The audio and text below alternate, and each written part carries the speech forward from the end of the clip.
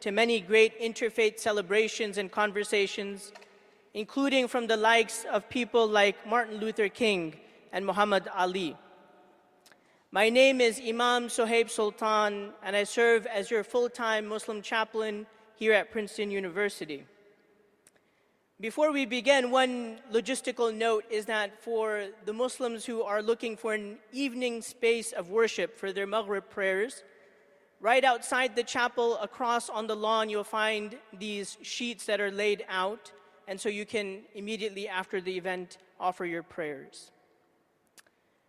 On behalf of the James Madison Program in American Ideals and Institutions, the Muslim Life Program in the Office of Religious Life, and the Religious Life Council, who we would especially like to thank for giving up their interfaith hour to make this event possible, I would like to welcome you to this evening's conversation entitled Abrahamic Religion in the Age of Feeling, featuring our very own Dr. Robert George of the Politics Department here at Princeton University, and Shaykh Hamza Yusuf, co-founder and president of Zaytuna College, America's first Muslim liberal arts college based in Berkeley, California.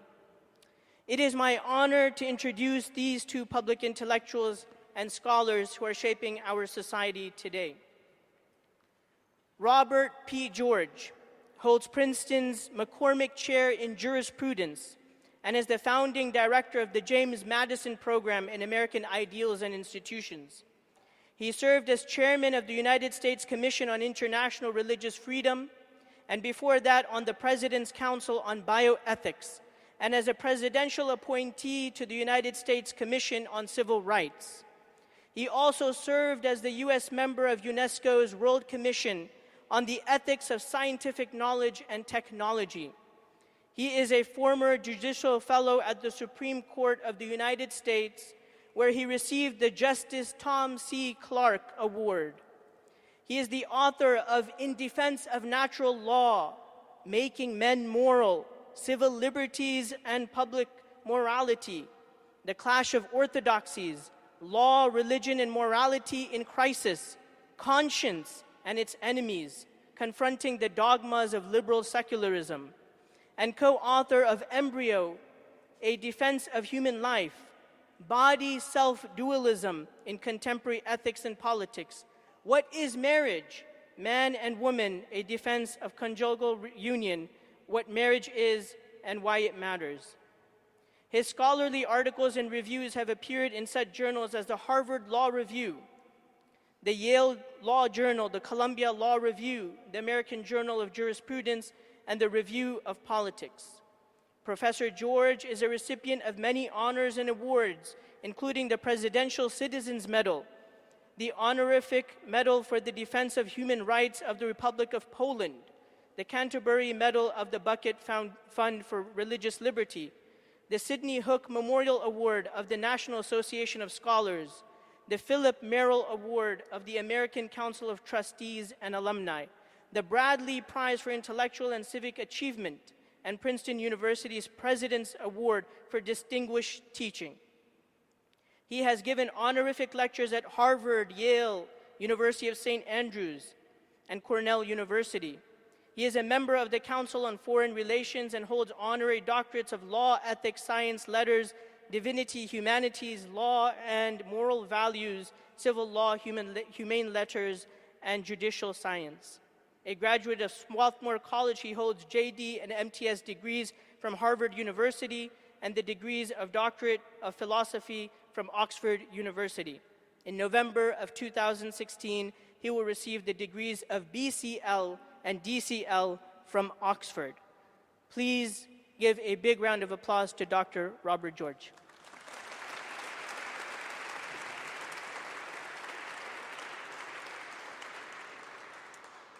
And in conversation is Shaykh Hamza Yusuf, President and Senior Faculty Member of Zaytuna College, America's first accredited Muslim liberal arts college.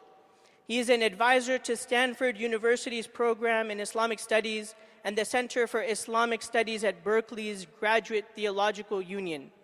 In addition, he serves as vice president for the Forum for Promoting Peace in Muslim Societies, which was founded and is currently presided over by Shaykh Abdullah bin Baya, one of the top jurists and masters of Islamic sciences in the world. Shaykh Hamza is the author of several books and scholarly articles and has translated major creedal Islamic texts into English. Books he has authored or translated include Purification of the Heart, The Content of Character, The Creed of Imam at-Tahawi, Caesarean Moon Births, Prayer of the Oppressed, An Agenda to Change Our Condition. Recently, Shaykh Hamza Yusuf was ranked as the Western world's most influential Islamic scholar by the Muslim 500, edited by John Esposito and Ibrahim Kalin. And on a much more personal and communal note, Shaykh Hamza is a teacher and someone who is responsible for raising a generation of young men and women in this country and putting them on the path to God and love for the Prophet, peace be upon him. So we welcome Shaykh Hamza Yusuf to be in conversation.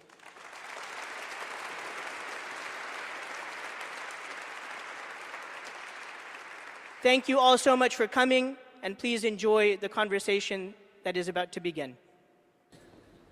Well, thank you very much, Sohaib. On behalf of the James Madison Program in American Ideals and institutions, I want to say how grateful we are to the Program in Muslim Life for co-sponsoring this event with us. It's a pleasure to be working with Imam Sohaib and with Arsha and all of our friends in the Muslim community here at Princeton. And a special word of welcome to all our guests, including our many Muslim guests who've come to hear Shaykh Hamza. It's always great to bring Shaykh Hamza to the campus because not only do we get him, but we get so many people really from the entire corridor from Washington, D.C. to Boston who come to hear this eminent scholar and thinker. And it's always a blessing for me personally to be together with my dear friend and collaborator, Shaykh Hamza. Shaykh Hamza and I have worked together on many issues, the sanctity of human life, the question of religious liberty, the attempt to do something about the terrible plague of pornography, which is ravaging our culture, especially our young people, most especially our young men. And working together with him is really an enormous gift to me. I admire Shaykh Hamza not only for his obvious brilliance, but for his courage. It takes a lot of courage to speak the truth out loud, especially in our current climate. Shaykh Hamza has put his very life on the line for the sake of the truth and for the sake of bearing witness to the fundamental values that are shared by the great Abrahamic traditions of faith. So that makes it a special privilege to have the opportunity to be in conversation, public conversation, in your presence with Shaykh Hamza. So I'm going to turn it over to Shaykh Hamza just to give him an opportunity to say hello, and then I'm going to say a word about the title of this evening's conversation and launch us. Hamza? Okay, in the name of God, the merciful, the compassionate, and prayers and peace upon all of our prophets and our Prophet Muhammad. First of all, it's always an honor to come and be with Dr. George. I obviously have great regard for his intelligence and his piety and his commitment to certain things that are very difficult because he also gets death threats for his positions as well. And I think telling the truth in any time and place has always been a difficult thing. And we are called to be witnesses. I think the Abrahamic traditions share that idea of being witnesses. The Quran says, be witnesses unto the truth. And it actually says, even if it's against your own selves. So sometimes we have to acknowledge the shortcomings within our own traditions, adherence, behavior, and actions. And this is an incredible venue to do this. I think one of the things that both of us share is a love of tradition, and I think one of the hallmarks of true tradition is beauty. And one of the hallmarks of a loss of tradition is ugliness, hence so many ugly modern buildings. So it's really nice to be in such an incredible environment. Thank you, Hamza. Abrahamic faith in the age of feeling. I suspect I won't have to say much about Abrahamic faith. You know what I'm talking about. The tradition to which Muslims, Jews, and Christians all bear witness and make claim, to the revelation to Abraham, who is called by Catholics, I'm myself a Catholic, referred to by Catholics as our father in faith. But other Christians, certainly Jews and Muslims, all say the same thing. We look back to that revelation of God to a human being, to Abraham, on whom certain demands were made and with whom God entered into a covenant. Sociologists, whether they happen to be people of faith or not, refer to Abrahamic faith as a species, or perhaps the archetype, of what they call ethical monotheism. We understand monotheism, the belief that there is one and only one God. What do the sociologists mean when they say ethical monotheism? This is the idea that the one and only God makes certain demands on human beings who are his creatures, but special creatures, unlike brute animals. Special creatures, animals, yes, but rational animals, who qua rational are free and who can choose, and who can therefore choose good or bad, right or wrong, life or death. And the one and only God, according to the traditions of ethical monotheism, enjoins human beings to choose the good over the evil, the right over the wrong, life over death, and to be responsible for our choices. So even if a sociologist is looking at the matter without any reference to personal religious faith, the sociologist recognizes that faith is not simply the human quest for consolation or meaning from a divine source. But with the ethical monotheistic traditions, there is a sense of being under moral obligations, being accountable as rational and free creatures. Now, what about the age of feeling? That's an odd phrase or locution, is it not? What do we mean by the age of feeling? I think the best way to explain it is this way. Intellectual historians and sometimes social historians are very fond of breaking up time into ages or epochs. So those of you who've either formally or informally studied history will know what I'm talking about when I refer to the tendency of intellectual historians to refer to the Middle Ages sometimes as the age of faith. The medieval period is sometimes called the age of faith. In the age of faith, conformity to the truths of religion, whether Muslim, Christian, Jewish, conformity to the truths of faith was the criterion of truth, of goodness, of virtue, the way we distinguished right from wrong, desirable from undesirable, worthy from unworthy. And then the historians tell us there came a period called the Enlightenment. And they refer to the Enlightenment as the age of reason. And in the age of reason, or sometimes called the age of science, it was conformity to the norms of rational inquiry, scientific evidence, empirical or something like empirical fact. that was the criterion of truth, of goodness, of rightness, of virtue. Now, of course, those are oversimplifications, and the historians who use those categories would be the first to tell you that there's necessarily oversimplification there. It's not as if no one in the Middle Ages had ever heard of reason, or that they dismissed reason in favor of faith. On the contrary, if we look at the great Jewish thinkers, or the great Muslim thinkers, or the great Christian thinkers of the Middle Ages, and we could all name some of them, we find that they are people who, far from seeing reason and faith in a sharp opposition, see reason and faith rather as forming a unity, as relying on each other and supporting each other, or being mutually supportive. The late Pope, Pope John Paul II, whom we Catholics call Saint John Paul II, Saint John Paul the Great, had a wonderful image for this.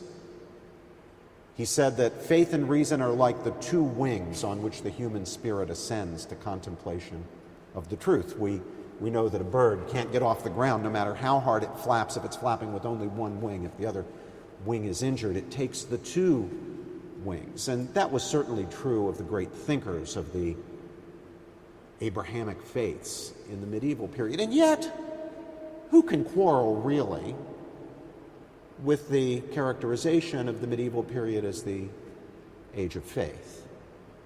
And similarly with the age of reason, with the Enlightenment. It's a caricature of the Enlightenment to suppose that the Enlightenment in all times and all places during the Enlightenment simply threw religion over or threw faith over. Yes, we see that in a writer such as Hume, but not so much in some of the other writers of the period. Read some of the great Scottish Enlightenment figures. Yes, it makes sense to refer to the Enlightenment as the age of reason, but many of the great thinkers of the Enlightenment period saw faith and reason as not necessarily antithetical. But if the medieval period was the age of faith and the Enlightenment was the age of reason, then what is the age in which we live? How would we characterize our age?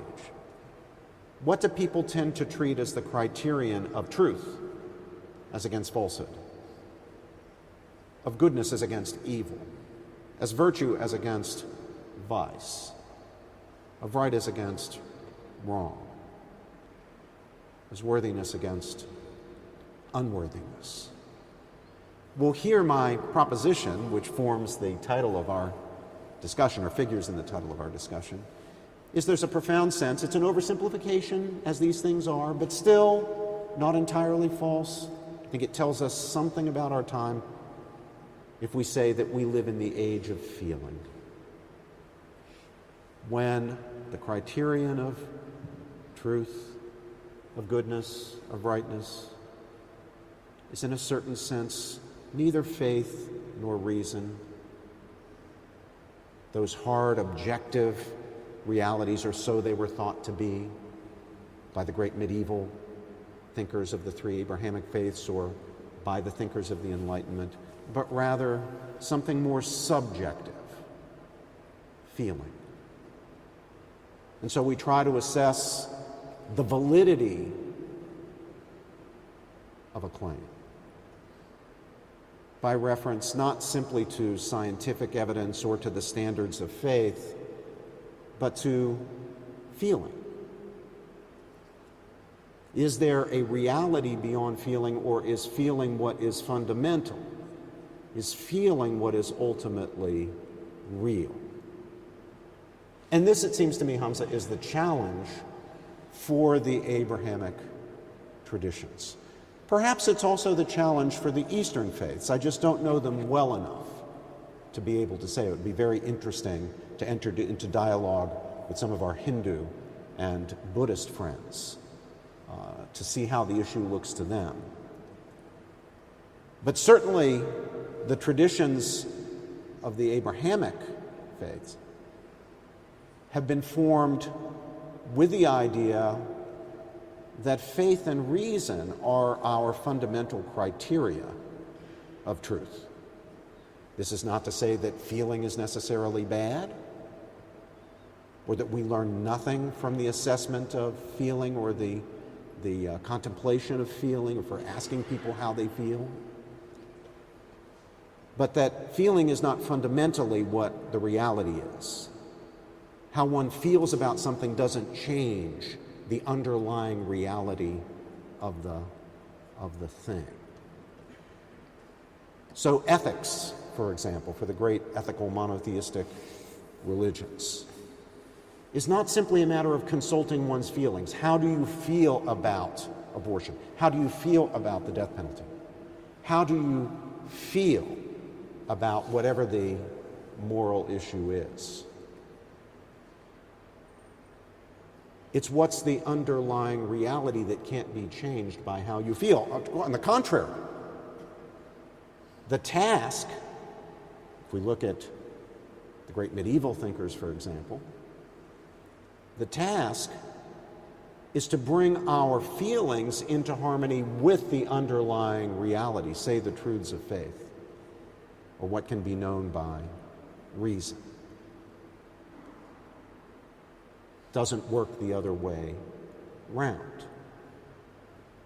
And yet, these ancient traditions, living traditions, now confront a new thing. And to what extent empirically do and normatively should our traditions accommodate themselves to the new idea or ideas in the age of feeling, and to what extent is it their duty to resist, to treat the age of feeling or some of its norms as not things to be conformed to, but rather as ideas to be resisted, lest the truths of the faith be lost. And here I think is where the rubber meets the road, and then I'll hand it over to Shaykh Hamza.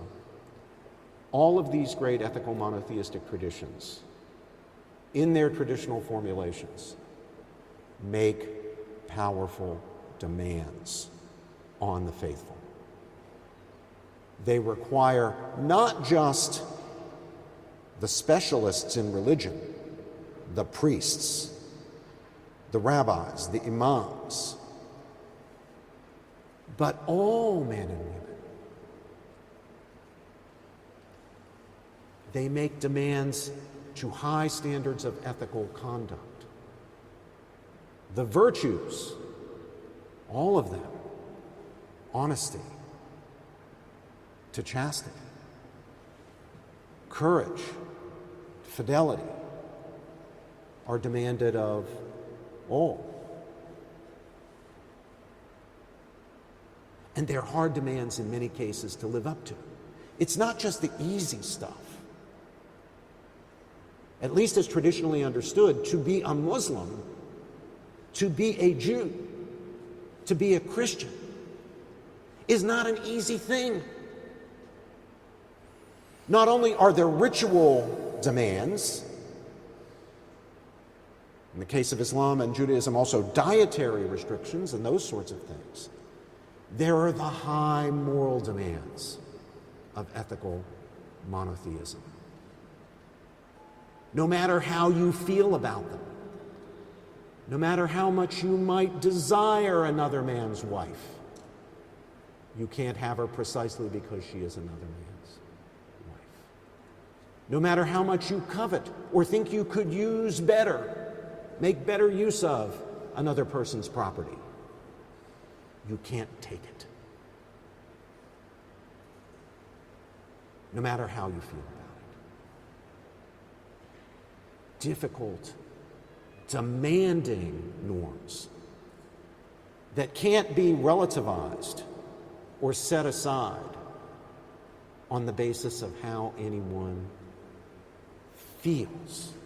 I'll close this opening remark by just telling a story of a famous fellow Christian, not a woman I've ever met, but a famous Christian evangelical, in this case an evangelical Christian, singer, known far and wide throughout the evangelical Christian community. She left her husband for another woman's husband. And when she did, her public justification for an act condemned by her faith was that God would not have put into her heart her love for this new man, or into his heart his love for her, if he did not mean them to be together, even though it meant abandoning their own families. There, it seems to me, is the challenge for the Abrahamic faiths in the age of feeling. The criterion of that singer for the rightness of an action is not faith as such. We know what the Christian faith or Jewish faith or Islamic faith says about adultery. It's not even the demands of reason. That wasn't her plea. It was that she knew something about where she belonged and what it was right for her to do, or at least not wrong for her to do, in virtue of something subjective, not objective. Something personal to her feelings. Hamza? Well, you know that Plato considered the poets great corrupters of societies, and she was probably a woman that grew up on songs from the 60s that had lyrics like, "If loving you is wrong, I don't want to be right." Oh, I remember that one. Or if you can't be with the one you love the one you're with. Yeah. So Those are perfect songs. Those are the hymns of the age of feeling. right. So yeah, feelings are important. Feelings are very interesting. Feelings in some ways are what make us human. But we don't simply feel, because animals we know feel. Animals have feelings. We actually have dogs in our culture that are on Prozac because they're depressed. Veterinarians actually do use antidepressants on dogs. One of the things that this dog whisperer says is that he's found that it's always the family that's depressed that makes the dog depressed. It's never the dog. He's just reflecting the feelings that he's getting. The vibes, huh? Good vibrations or bad vibrations, to quote another 60s song. So one of the problems, I think, with religion today is that it has lost, in many ways, its true defenders, because historically the vast majority of people, and today the vast majority of believers, are people that that feel in their hearts that what they believe is right and true, and a lot of it is non-cognitive. It's not really, faith is not so much about reason for a lot of believers, but that faith traditionally, and as you well know, was considered a very flimsy faith and a dangerous faith to have, because somebody could create doubt in their hearts, and this is certainly what the devil, the role that the devil plays, whether it's a human incarnation of that concept or whether it's doubts that come to the mind, however you want to call the devil. He's got a lot of names. But the Muslims actually felt that faith had to be rooted in reason, and this was the dominant opinion. It was to such a degree that some scholars actually argued that blind conformity to faith was unacceptable. But the majority said, if that was the case, then we would have to say the vast majority of believers did not have faith. And so they compromised, and this is from Tajuddin as-Subki, an 8th century scholar from Syria, who said, as long as the faith could withstand the loss of faith of the one that they were blindly following, then it was true faith. It's an interesting concept. So I think the age, and you know Durant's famous history of civilization, he's got the age of faith and then the age of reason, which I think is a really problematic type of taxonomy, because I think in some ways the age of faith is far more reasonable than the modern period, because they rooted so much in reason and they thought deeply about what reason was. And just to give you an example, the ethical crises, I mean, you're very well aware of the fact that Hume created a major problem when he made a distinction between prescriptive and descriptive statements. So he said you could not get an ought from an is statement. So if you had a factual statement, you could not get some kind of prescriptive ought from that statement. So you can't say that cigarette smoking causes cancer, therefore you ought not smoke. But that's not something that can be proven demonstrably by any stretch. This was the idea, and obviously Kant, this was a crisis for him to try to root virtue ethics in some other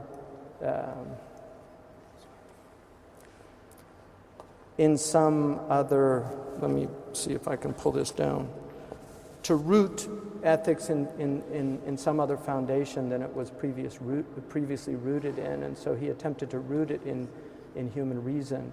But we know that all of the Abrahamic faiths were committed to the idea of philosophical ethics, that there was actually a way of reasoning in which you could arrive at a prescriptive truth from a descriptive reality. And one of the things that I teach in our ethics course, I teach the Nicomachean Ethics, and in book 6 he makes a very interesting distinction about... This would be Aristotle. About descriptive and prescriptive truths. He said they're different. They're different types of truths. And he argues that prescriptive truth is rooted in right desire. And this is something in many ways that the modern world rejects, this idea of right desire.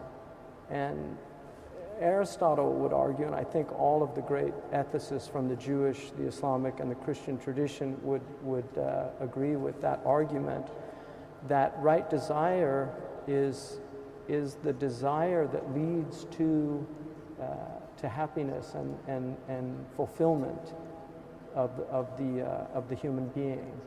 And if the desire is perverted, then it will actually lead to the opposite, which is the soul becomes troubled. And I think it's very hard to argue, given the type of society that we are living in now, it's very hard to argue that people are happy when we actually look at the statistics and social sciences that we have out there. I don't think people are doing very well. On the other hand, it's arguable that every time and place has these crises also. But as somebody who, I lived in a Bedouin culture, and what really struck me in living with Bedouin is I didn't see anybody that had any signs of depression. Like the people that I lived with in West Africa were deeply rooted in faith and reason. This was one of the rare examples in human history of Aboriginal nomadic people that had a scholastic tradition. So I actually studied inside a tent Aristotelian logic with a Bedouin teacher, which is really amazing. And I'll just give you an example that in the Islamic tradition, there's a 4th century scholar, Abu Bakr al-Baqallani, who came up with a unique atomic theory of the world. And Putnam, in his book on the history of atomic theories, actually argues in the chapter on Islamic atomic theory that this is a unique theory, that it doesn't come out of Greek thought. And a lot of it's based on Euclidean geometry and the concept of a point, but I remember once this student was trying to understand what he meant that the world was made up of atoms. And my teacher, he took a handful of sand and he blew it. And he said, if the veil was lifted, you would see everything look like this. And so here's a very primitive people on the one hand, a very primitive society. But on the other hand, they were grappling with some really, really sophisticated ideas, and it made me wonder, what was it like in the great centers of civilization, like Baghdad and Fez and Tunis and Damascus? If this is the Bedouin remnant of that tradition, because Mauritania is one of the last places that really has this scholastic tradition, that they're holding on to it. And so I think the importance and centrality of rooting things in reason for the Abrahamic peoples was so central to the tradition. What's happened now is because of a loss of real metaphysics, and as you know, the most fundamental metaphysical question is, why is there something as opposed to nothing? And this, most people don't really, that idea does not occupy their thoughts, but if they would allow it to occupy their thoughts will automatically make an exponential leap from where they are in their unexamined existence to really having a difficult question put in front of them. And I think modern people don't realize how profound that question is. And then the other thing I would add to that is, because science, as you know, the science today is the only acceptable methodology to examine reality. So empirical science is the only way that we can really examine reality. That philosophy in its medieval sense of the word, or even ancient sense of the word, is seen now as really meaningless statements, that it's purely speculative thought, and that's because the idea, if we're in this church and this is all we know of the world, we don't know about Princeton, let alone New Jersey, let alone the United States, let alone the planet Earth, let alone the universe. We're just in this church, and we've been here all our lives, and this is all we've ever known. And if somebody escapes and comes into the church and tells us there's a whole other world out there, most of the people in the church would find that very difficult to believe, that this is all they've ever known. And one of the problems with modern thought is they deny the possibility of ever getting outside of material reality. And yet thought itself is an immaterial reality, and therefore thinking about it is already being outside of it. Mm-hmm. Because consciousness, no matter how hard they try, they have never proven that consciousness has a material basis. This is, I think, the important aspect of the philosopher Thomas Nagel, the contemporary atheist philosopher Thomas Nagel's critique of contemporary scientism. Whether it's Darwinian or otherwise, that we cannot come up with a purely material, scientific explanation of consciousness itself. It does seem to be an immaterial reality. Archie, we're having trouble, aren't we? We could just have your lapel on the other side. People can barely hear you. Oh, I'm sorry. Yeah, it's probably. You're missing the good part. Lift it up just a little bit higher. How's that? Is that better? A little bit, yeah. All right. I apologize. All right. Yeah, sorry about that. Shaykh Hamza just said a whole bunch of good stuff. I'm sorry you missed. I'm sorry you missed it. Let me try a thought that what you said just provoked in me, and maybe it'll give you a sense of what he just said. What you described, the idea that the only way of getting to the truth of something, actually understanding something, was the use of the scientific method. This is what Hayek called scientism. Right. Yeah. Philosophically defended by the logical positivists in the early part of the 20th century, the Vienna School and so forth. That strikes me as a form of fundamentalism. Right. It's not false all the way down, because you can learn a lot of important stuff through science. Where would we be without science? And there's some things that cannot be studied except by science. The scientific method. But of course, the problem is what it leaves out. What we can know by other intellectual activities, other ways of inquiring, including things like meaning itself. On the other hand, while I agree with you that there's a strong prejudice in our culture in favor of scientism, especially in some sectors of the intellectual class, in the sciences themselves, although there are plenty of scientists who reject scientism, Right. but still sometimes there, and in the social sciences, Right. where an effort is made to try to explain social reality, which Right. are, after all, reality phenomena that are constituted, at least in part, by human deliberation, judgment, choice, and action, trying to explain social reality by purely scientific methods, which you know has to be a failure if you understand that people have, in addition to all sorts of other things, freedom of the will, right? So it can't be, you can't just account for human activity comprehensively the way you can account for the movement of billiard balls across a plane, across a billiard table or something like that. Well, I agree with all that. It seems to me that at the same time, there's a kind of fundamentalism at the other extreme, which takes the form of, ideologically, takes the form of postmodernism. Right. And that's the idea that nothing can be trusted intellectually. Yeah. That intellectual work, whether it is in literature, whether it is in history, whether it's in the sciences themselves in the extreme case, is simply rationalizations for power. Right. And what the goal of intellectual activity should be is essentially manipulative. Right. You know, shifting power, gaining power for the powerless, if that's our thing, getting power for oneself, if that's one's thing.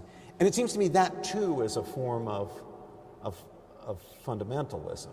You know, if you're going to understand literature and history and a lot of other things, among the things you have to understand are power relations. Right. But that's not the whole picture. That's only a part of the picture, perhaps a relatively small Well, part of the picture. I think those ideas, if you look at the fundamental influencers behind those ideas, they were all alienated individuals, and not as an ad hominem attack against them, but if you look at Derrida was a Jew raised in Algeria in a very alienated environment. Michel Foucault was a homosexual in a society that did not accept that behavior as normative behavior. And Edward Said, who really starts post-colonial studies, is a Palestinian disenfranchised in his own land. So I think that the appeal of a lot of the post-structuralist critical theorists is very strong, because they're voicing those who people consider having no voices. But when you look at the intellectual history of where these ideas come from, they also become, I think, completely disempowering ideas. I find them completely disempowering ideas. And they end up also not allowing for any metaphysical understanding of what the world means to me as an individual. Like, what is happening here? And when you remove God from the equation, then I think critical theory makes perfect sense. But when God is still part of the way you're understanding the world, critical theory, I think, especially in its post-structuralist iteration, is the single most dangerous thing to theology and to Abrahamic metaphysics. So if you disenchant the world, you would expect both of those things, scientism and postmodernism or post-structuralism? I think so, because science has largely, if we look in our country, about 80%, I don't know the exact figures, but a large number of our scientists are actively engaged in the military-industrial complex. And so science, in some ways, scientists have prostituted themselves to the temptations of serving power, to put this in a critical theory way of looking at the world. And I think, for instance, I don't think anybody with true faith could ever invent the napalm bomb. I just don't believe that. I think if they had an ounce of ethical character, they just could not come up with a bomb that burnt people. And one of the most terrifying things to me is that when the Viet Cong began to build large ponds in the middle of their villages, so when the napalm came, they would run and jump in the water. A scientist here developed waterproof napalm as a way of preventing that from happening. And so I think a lot of what has happened in our lifetime, the 20th century has been one of the, it actually has been the bloodiest century in human history. Wars fought on ideological grounds, but having very little to do with religion unless you define religion as ideology. Which is what Christopher Hitchens tries to do. Exactly. I think they all try to do that, and I don't think it's really fair to religion. I mean, human beings have obviously ways of understanding the world, and these modern ideas, certainly materialism and Marxism, have been very appealing to large numbers of people, and mostly to people that have been oppressed. One of the things I find really fascinating in Marxism is the quote that religion is the opiate of the masses. Like this is Marx's great statement of religion, but it's never quoted in its entirety, because what he said was religion is the sigh of the oppressed. It's the heart of a heartless world. It's the soul of a soulless place. It is the opiate of the masses. In other words, it's a way of numbing the pain of the world. Now, what our modern world has done, it has removed religion to fulfill the function of a actually healthy opiate, and it's replaced it with a real opium. We have a huge opioid crisis right now in this country. People are numbing themselves to the pain of the world because they have lost spiritual grounding in what the world is and what it has always been. I think one of the myths of the modern world somehow is that I think the whole idea of progress and this idea that human beings can transcend their nature, and now we've got transhumanism, which is really, they're giving us a utopian, a technological utopia. They're going to remove all of these problems with being human through this transhumanistic adventure, and they're spending billions of dollars. It's not a joke. They're spending billions of dollars on this, and this is something C.S. Lewis in The Abolition of Man was one of his great concerns, and I'm amazed at his prescience to really call attention to these things. Another person is Lewis Mumford, who's I don't think read anymore, but Mumford, to me, if you read Mumford's trilogy on the Pentagon of Power, Mumford saw what was happening as well. And so I think a lot of our intellectuals in the 20th century were very troubled by what they saw coming. But what's confronting us right now as a species, without the ethical tools that allow for really serious prescriptive answers, I think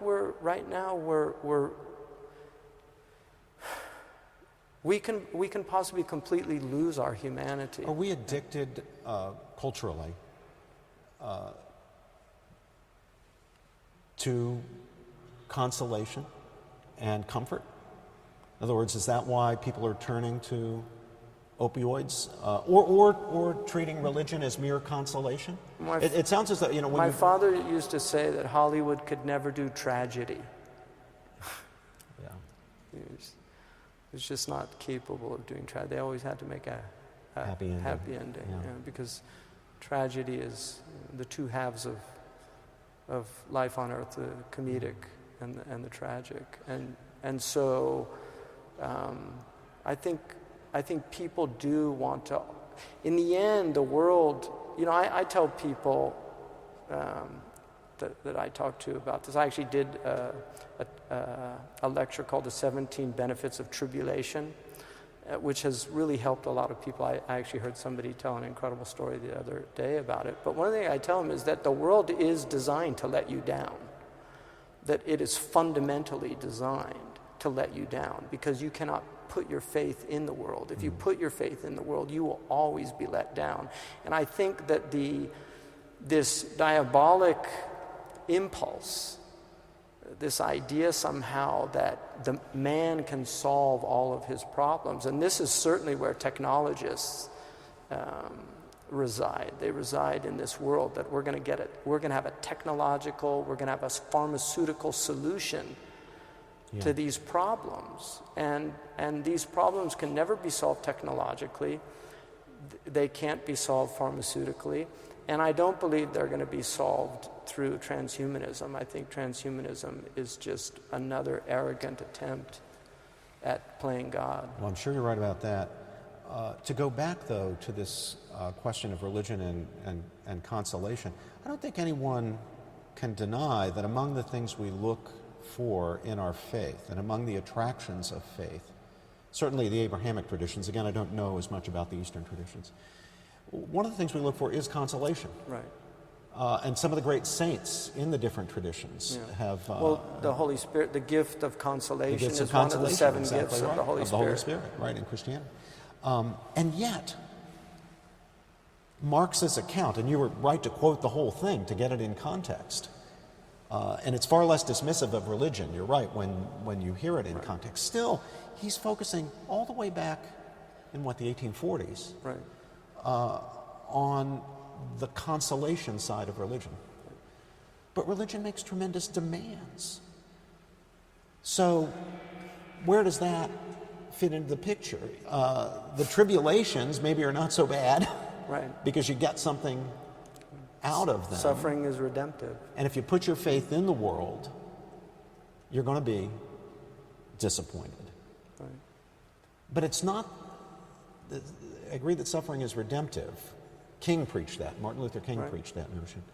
But it's not the suffering itself that it seems to me God is looking for in making the demands on us. The demands, the basis of the demands is not the suffering will do you good, the challenge will do you good. Right. Because then the challenge could be anything. It's that in fulfilling these demands, you grow, you are enriched, Right. your humanity is fulfilled. You rightly cited Aristotle earlier and his teaching that the ethical life is the way of, to use the Greek, eudaimonia. Now, you read modern translations of Aristotle, and eudaimonia is almost always translated as happiness. There was a time when that was not misleading, because there was a time not all that long ago when happiness was a morally inflected concept. It didn't just mean a desirable psychological state where you go around with a smile on your face that might be induced by Valium or being placed on Bob Nozick's experience machine or something. We still can perceive a little of that sense of the morally inflected notion of happiness if we hear a statement. It sounds archaic, but we still understand it. We hear a statement like, happy the man who walks in the way of justice. We know that doesn't mean that the man who walks in the way of justice is going to have a smile on his face all the time and be in a kind of Valium type state, because we know the man who walks in the way of justice is probably going to suffer. He's probably going to suffer. And yet, that's the happiness that Aristotle has in mind. So I think it's better to translate today. Language shifts, we understand that. Today, to use the second term you used, which is fulfillment or flourishing. Or flourishing. And it seems to me that in ethical monotheism, certainly in the Jewish and Christian and Islamic traditions, God imposes these demands because these are the way of human well-being. The suffering may have benefits, it certainly has costs, but this is the way of eudaimonia, this is the way of flourishing. And of course the tradition of philosophy that I myself represent and work in, the so-called natural law tradition, is a tradition that attempts to understand by way of rational deliberation, inquiry, understanding, judgment, tries to understand the basis, the rational basis in the well-being of the human being, of the moral norms. Hume, as you pointed out, at least thought that he introduced the distinction between what is and what ought to be, the descriptive and the prescriptive. But then, as you pointed out, if we go all the way back to Aristotle, centuries upon centuries before Hume, and it's developed then by the greatest Thomist of all time, or the greatest Aristotelian of all time, Thomas Aquinas. He develops it, and this is the idea of the distinction between practical and theoretical reasoning. Right. So practical reasoning is our reasoning of the sort that enables us to grasp the intelligible point of something as providing a more than merely instrumental reason for our action, which could only present a reason to us if it is capable of being understood as an aspect of human well-being and fulfillment, our own, others, our community, but some aspect of human well-being and fulfillment. So take the example that you used of cigarette smoking. The fact that cigarettes cause cancer is by itself, just isolated, just a fact. Right. How do you get from there to you ought not to smoke cigarettes? Right. Well, Aristotle or St. Thomas Aquinas would say there's an additional premise that's provided by our deliberation, our judgments of practical reason, and that is that among the aspects of our well-being and fulfillment that we grasp as providing intelligible reasons is our physical well-being. It's not the only one. Right. There's our intellectual well-being. Yeah. There's our well-being as social creatures, the quality of our relationships, our friendships, our familial bonds, and so forth. There's the intellectual. There's the social. There's the physical. There are many dimensions of our all-round well-being and fulfillment. And what the norms God demands of us, these demanding requirements that are imposed by the ethical monotheistic faiths, are not God punishing us or even testing us, or limiting our pleasures. That's right. But showing us the way to fulfillment. I think in the Islamic tradition, and I was going to bring this about the book that you wrote, Conscience and Its Enemies. In that first chapter, you talked about those necessary conditions. And you mentioned, for instance, just human dignity, the idea of human dignity, preservation of family, the protection of family, and then law, that you needed to have a government to protect life and property. And I told you this before, I wanted to write an article called when Robert George meets Fakhruddin al-Razi, or Imam al-Juwayni. Because Imam al-Juwayni, who was the teacher of al-Ghazali, and if al-Ghazali is to Islam what Aquinas is to Christianity. I think we have a window for him, do we not? This is al-Razi is here. Yeah. But al-Ghazali was a student of Imam al-Juwayni. Imam al-Juwayni said that there are 6 things that religion came to preserve, and you identified most of them in that article. He said the first one was life itself, the preservation of life, because we cannot know that life is sanctified except through a supernatural means to do that. Sanctification, yeah. Sanctification, yeah, that it's sanctified. We can obviously, through reason, we can make arguments that thou shalt not, murder, unjustified killing. But the argument that the soul is sanctified is something that comes from a supernatural source. And so he argues that preservation of life, preservation of property is another one. The idea that human beings, they need a certain modicum of goods to live, and those goods that are in their possession should be protected from other people aggressing on them. And preservation of religion itself, which you missed, the preservation of religion. And then preservation of intellect. So, for instance, that was my number 4. Right, exactly, number 4. You got 5 out of it's not bad, right? I was definitely impressed. Think of a baseball player. Right. So, and then he said preservation of family, and the last one, the 6th one, was preservation of human dignity. I got that. Yeah, and so those 6 things, according to Islamic law, all of the laws in Islam go back to preserving one of those 6 things. So the prohibition of alcohol is to preserve the intellect, the prohibition of murder to preserve life, the prohibition of theft to preserve property, the prohibition of fornication and adultery to preserve family, and the prohibition of torture is to preserve human dignity. There's no law in Islam that you cannot take And would back. religion be blasphemy? Blasphemy. The blasphemy law is preservation of religion. And so what's fascinating to me is that Fakhruddin al-Razi, who comes after, says we can reduce all of these to 2 principles. That religion is here to accrue benefits for human beings and to ward off harm. And this, as you well know, was the fundamental reason why within ourselves are these 2 forces, the concupiscent or the desirous force, the appetitive soul, and the irascible soul, this soul that gets angry, real indignation. So the appetitive soul, the appetites that we have are to benefit our bodies. And the irascible is to ward off harm. But when these 2 override the regulator of those 2, rationality, which is reason, right? When Imam al-Ghazali talks about the pig soul, the dog soul, and the sage soul, and so the pig soul needs to have the shepherd, right? Making sure that it doesn't overeat itself or eat its own young, because pigs will eat their own young if they're hungry enough. And then the dog soul ends up can attack like this poor woman who lost her face. She recently died. She had tried to commit suicide, and the dog was trying to wake her up and bit off her face. Trying to wake her up, but it was her own dog. So it wasn't trying to harm her, but in the end it did harm her, trying to save her. So the dog soul, when it takes over, will end up harming, even though it's there to benefit. Yeah.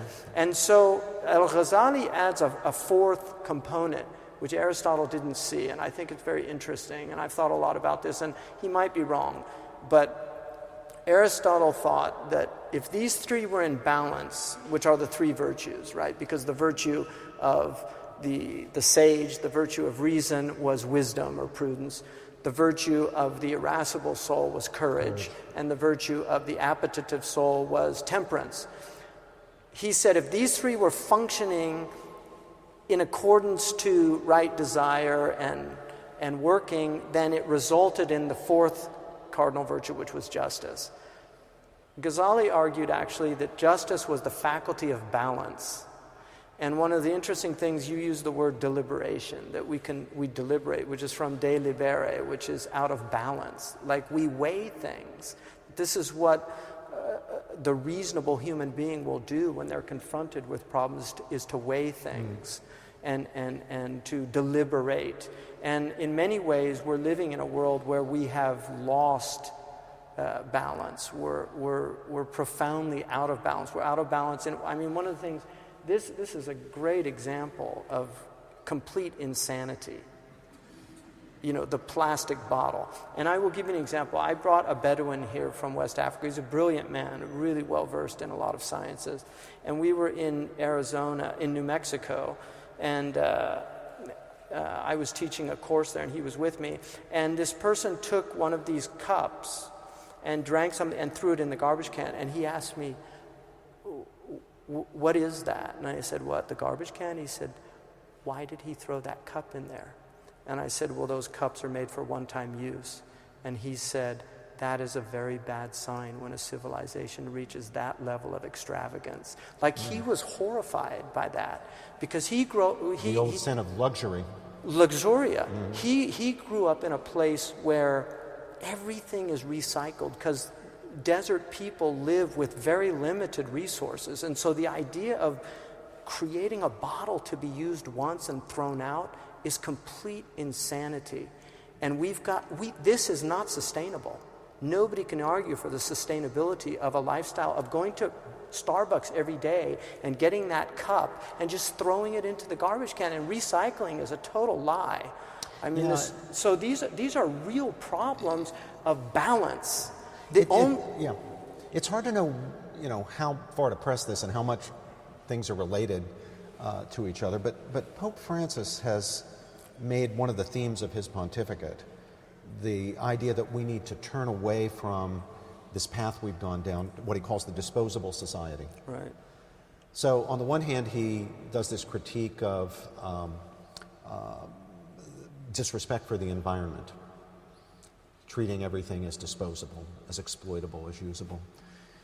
But he sees that, rightly or wrongly, as connected with a larger attitude of disposability, that we dispose of relationships.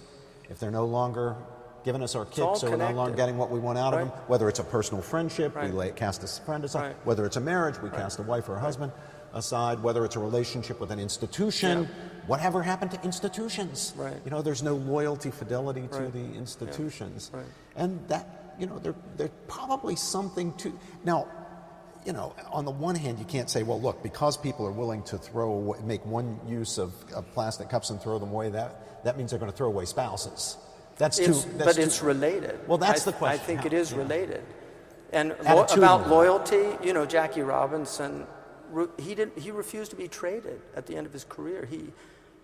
Because he was a Brooklyn Dodger. So even it's odd to think about that, but there was a time when people actually had real commitments to, they worked in corporations for careers, and the idea of moving to, like headhunting now, this idea that you can, because when you have a society where avaritia, you know, I was just at UC Berkeley and I gave this talk to a group of students at UC Berkeley, and I asked them if they knew what the 7 deadly sins were. Good luck. And yeah, first of all, they asked, what are sins? But no, I'm just kidding. But, you know, and sin is a beautiful word, because sin, the word in Arabic for sin is khati'ah, which has the exact same meaning as sin in Greek, in Hebrew, and in English, Old English. It's an archery term. Really? Yes, for missing the mark. And one of the things they asked Jordan, the basketball player, what do you think about when you miss a shot? And he said, too far, too short, too much to the left, too much to the right. You know, in other words, you need to And so archery, it's taught in so many traditional cultures because it teaches you that the flaw is always in it's not the target, it's in you. And so sin is missing the target. It's mistaking an apparent good for a real good.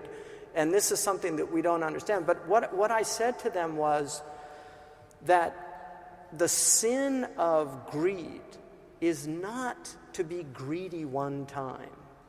The sin of lust is not to look on another person lustfully one time or 2 times or even 10 times.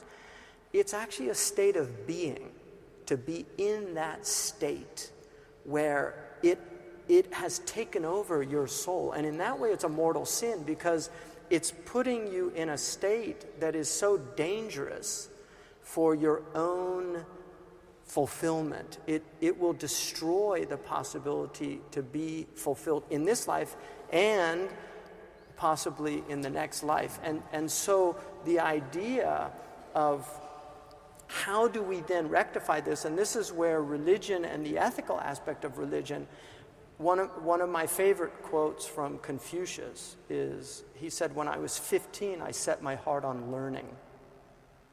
When I was 30, I had no more doubts. When I was 40, I knew the mandate of heaven. When I was 50, I knew the mandate of heaven. When I was 60, my ear was obedient. And when I was 70, I could fulfill my heart's desire without going astray. That idea of working on the self, which you talk a lot about in your book, about self-mastery, that idea has been so removed from the spiritual being of the human being. And where we see it is in sports. We see it in sports. Incredible discipline in sports. I mean, our great athletes have phenomenal discipline. And then they go tear up bathrooms. Exactly. And musicians also, and you're a great musician, and you know how much work it takes to actually achieve that type of mastery. But the idea of mastering the soul has really been removed from our civilization. And that to me is the greatest tragedy.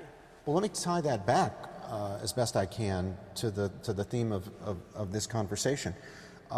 What Shaykh Hamza is referring to in my own thought is a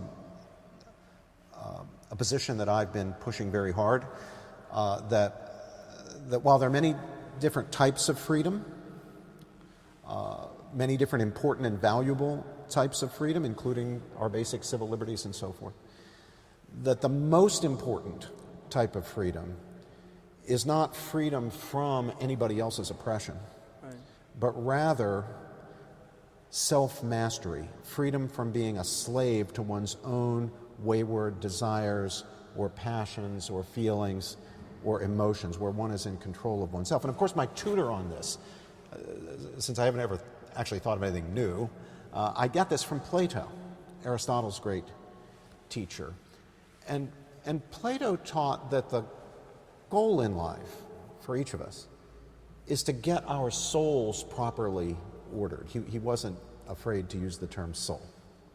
He's not from an ethical monotheistic tradition, although very interestingly, in Plato's dialogues, you'll be reading along and it seems that he is haphazardly using the plural gods and God in the singular. Jowett's translation, he very often uses God. Sometimes it's God, sometimes it's the gods. Right. And my own study of this has persuaded me that the distinction basically comes down to this, that when he's invoking divinity more or less ritualistically, he goes along with the flow of the time and refers to the gods, to honor Greek polytheism.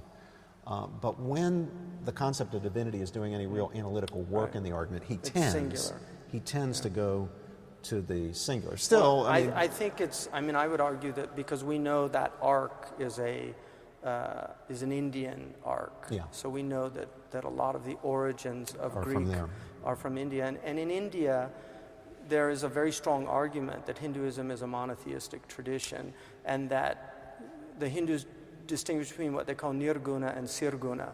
These are two qualities of the divinity, and the sirguna is the various ways that God reveals himself, and these become personified in deities, but they're actually only personification. The Brahmins know this, but the common people tend not to know it. And the nirguna is what in Christianity they would call the Godhead, that it is the transcendent, unidentifiable. The Tao that is named is not the eternal Tao. And so I think it's the way I read it, and this might be just my own desire to see Plato as a monotheist, but that's how I read it. And I know, you know that the seventh letter, Plato is very clear that he never articulated his true doctrine. So the idea that Aristotle and Plato and Socrates were not in a religious tradition, I think, is completely false. But my point... And many of the early Muslim scholars considered the possibility of Socrates being a prophet, and Plato, and Plato and Aristotle, students of a prophet. That's interesting. Some of the early Christian fathers speculated about whether Plato might have had either A, some access to the Hebrew scripture, or B, had been given a special personal revelation of the content of the Hebrew scripture, because they couldn't otherwise account for his wisdom. Right. Yeah. But where I was going with the point about self-mastery that Shaykh Hamza introduced is Plato's teaching that our goal, our mission, is to properly order the soul.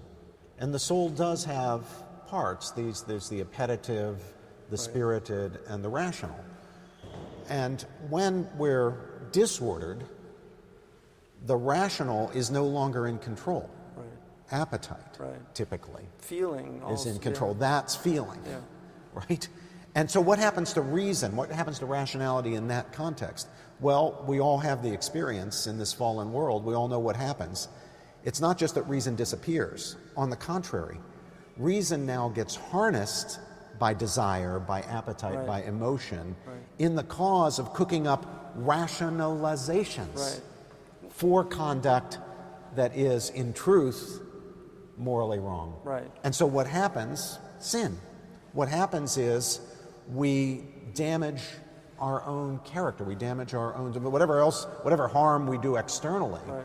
the fundamental harm to ourself is unavoidable by the disordering of the soul. And then it's got to be put back into shape, and that's very Right. difficult to do. It requires discipline. It requires mastery. Where the soul is ordered properly, of course, reason is in charge.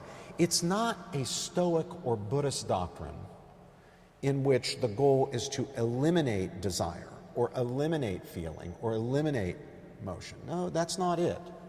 And the traditions into which Plato's thought contributed to are not traditions that say get rid of desire, get rid of emotion. No, Right. they're traditions that say make sure reason's in charge.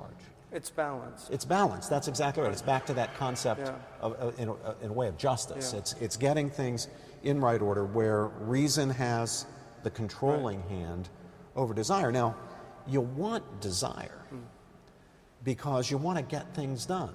Right. But you want to get good things done, and this is what enables us to distinguish right desire or good desire Right. from bad desire, since desire is not just a given.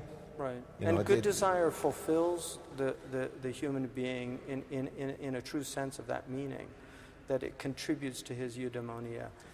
Whereas wrong desire, I mean, one of the things that our scholars say is that disobedience out of pleasure is always followed by inqibad, by a constriction of the soul.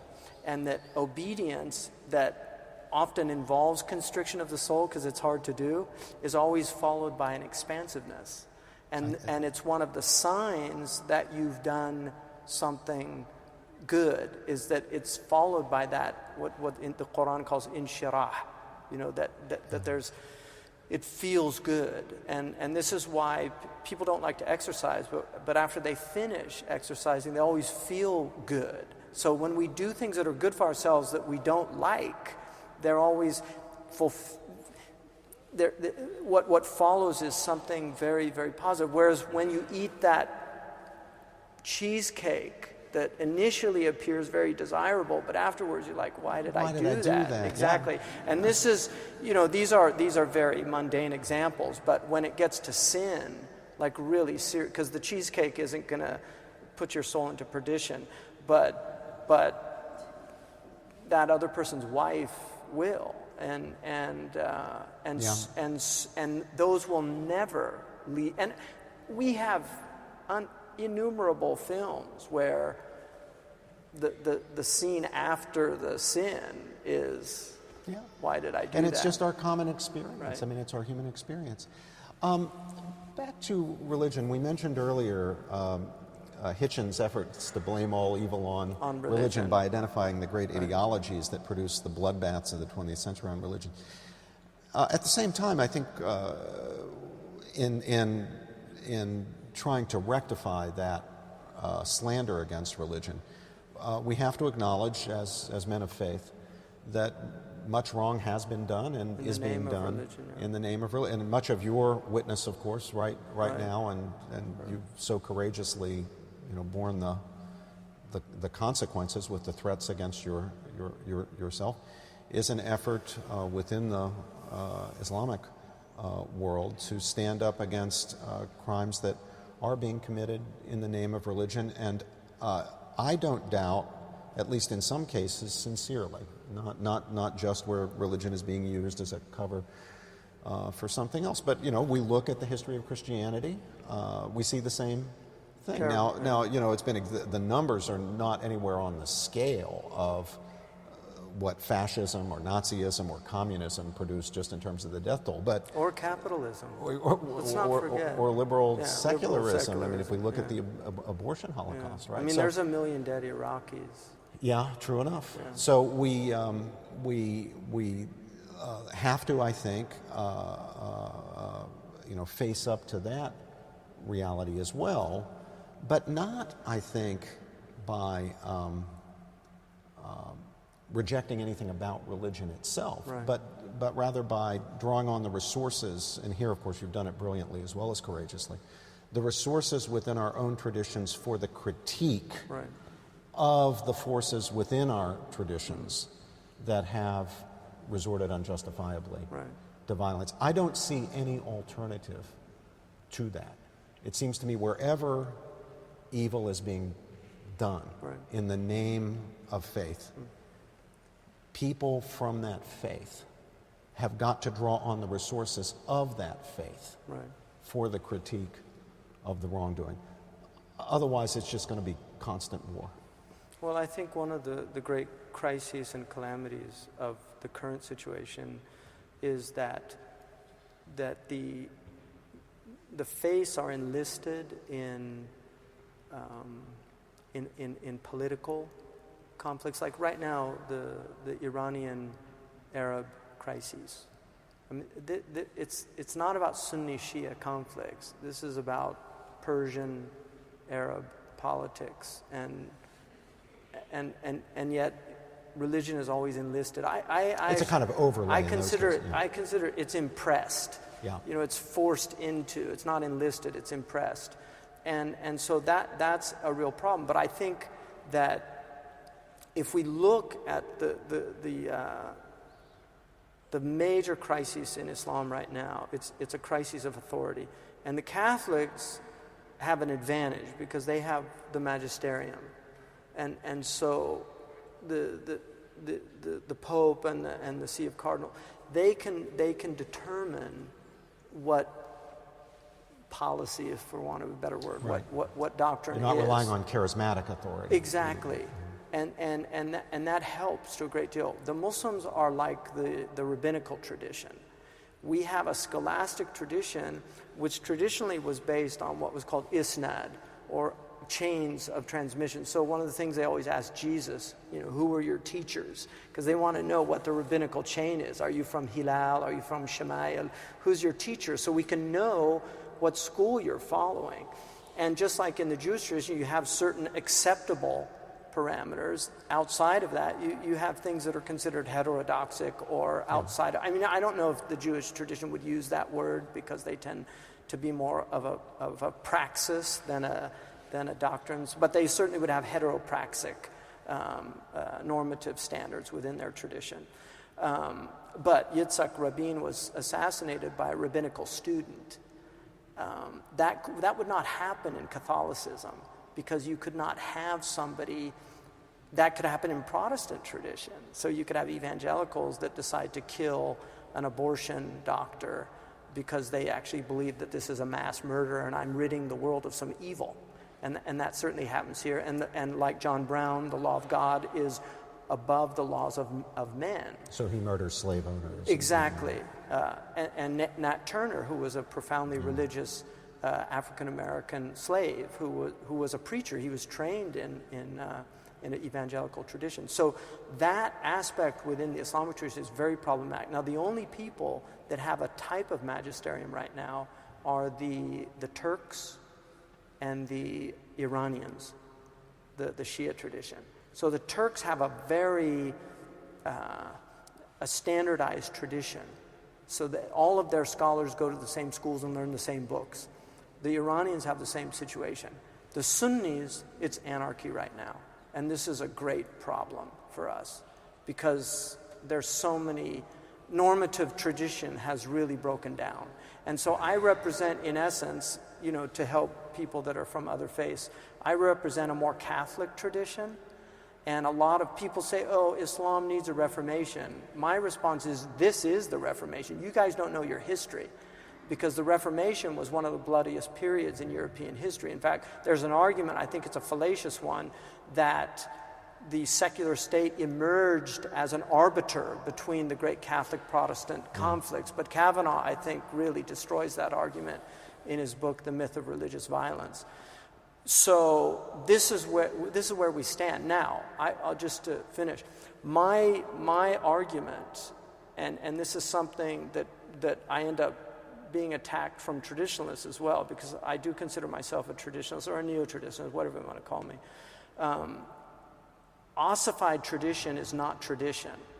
When tradition becomes sterile, which is what happened, as you know, in the Catholic tradition, which created the Protestant Reformation, when tradition becomes sterile, you get protest responses to that. The traditionalists in the Sunni world have not come to terms with the real critiques that these fundamentalists have made about ossified tradition. And so they're not taking ownership that they have a responsibility to why these Protestant responses to tradition have emerged.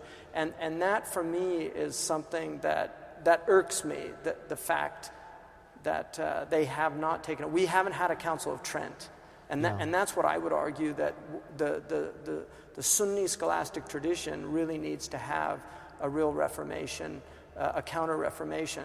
And I would argue, and I like this distinction that I got from a Catholic writer, that tradition is the living faith of the dead, but traditionalism is the dead faith of the living.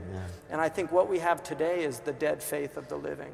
Well, if you'll excuse me for saying, as an outsider, what it looks like to me is what people like you and Sheikh Abdullah bin Baya represent is not a kind of Protestantism, if by Protestantism we mean a kind of Luther and Calvin type rebellion.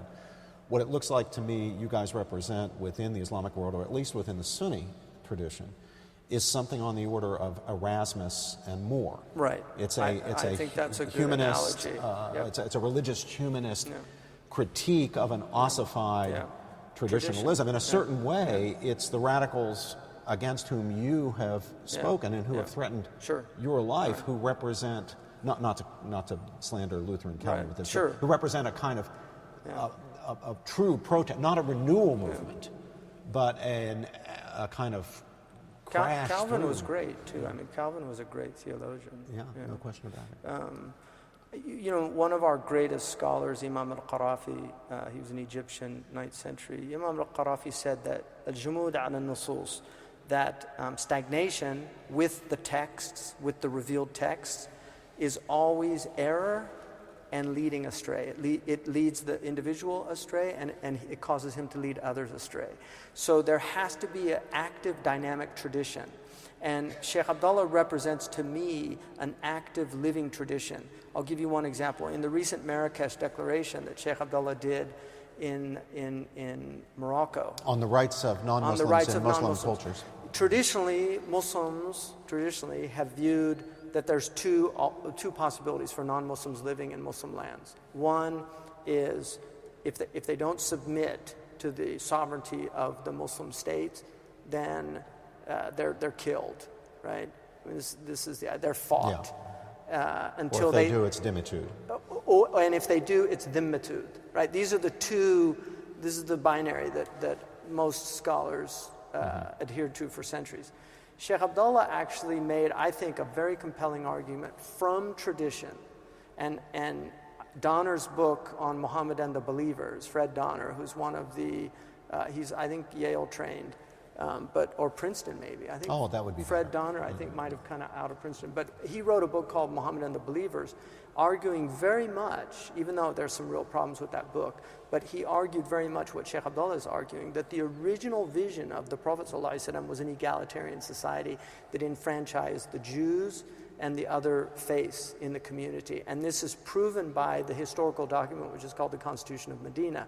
And so Sheikh Abdullah argued that this Constitution of Medina has never been abrogated, and that the verse in chapter 9 of Dhimmitud did not abrogate this verse, this constitution. And he says that this is the most appropriate way of living in the modern world with other communities. And so he was reviving something that had literally been dormant in our tradition for 1,400 years. Well, I'm very sorry to have to bring this conversation to a close, but I do want to thank all of you for coming out this evening. I want to say God bless you. And I want to say a special, special word of thanks, as always, to my great friend, our great friend here at Princeton, Shaykh Hamza, for blessing us with his presence here this evening. Thank you. Thank you.